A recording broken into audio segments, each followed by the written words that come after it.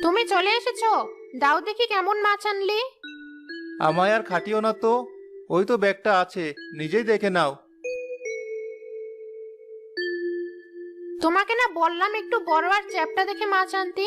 আর তুমি কেন একটা জাটকা ইলিশ কিনে এনেছো। এতে না আছে স্বাদ, না আছে ভালো গন্ধ। আর জ্বালিও না, যা এনেছি পারলে রাধো, নইলে আমি হোটেলে গিয়ে খেয়ে আসবো। আমি তাই বলেছি নাকি? আমার রান্না সব তৈরি, তুমি ঘরে গিয়ে বিশ্রাম করো। রান্না শেষ হলে আমি তোমায় ডেকে নেব।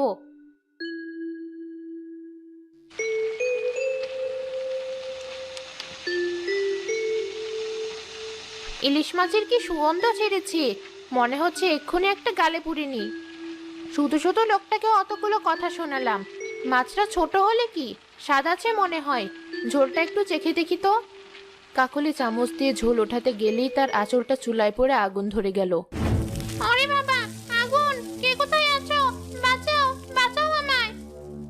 আরে, এ তো গিন্নির আওয়াজ। কোনো বিপদ হলো নাকি? গিয়ে দেখি একবার।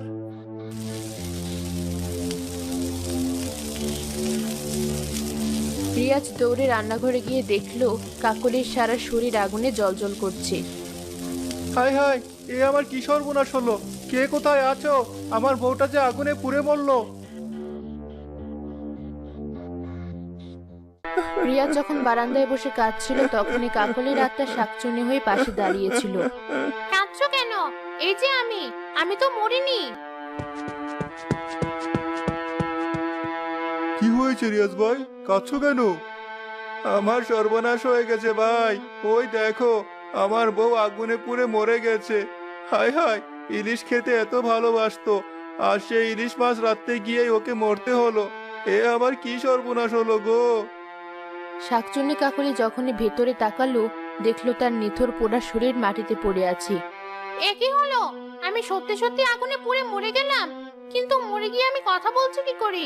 আর ওরা কেউই বা আমায় দেখতে পাচ্ছে না কেন? শাকচুন্নি এক দৌড়ে ঘরে আয়নার সামনে দাঁড়াতেই নিজেকে দেখে নিজেই ভয় পেয়ে যায়। এ আমার কি চেহারা হয়েছে! মরে গিয়ে আমি শাকচুন্নি হয়ে গেলাম। আমার আর সর্ষে ইলিশ খাওয়া হলো না। এ আমার কি হলো? সর্ষে ইলিশ না খাওয়া অব্দি আমার আত্মা তো মুক্তিও পাবে না। কেঁদো না ভাই, ভাবি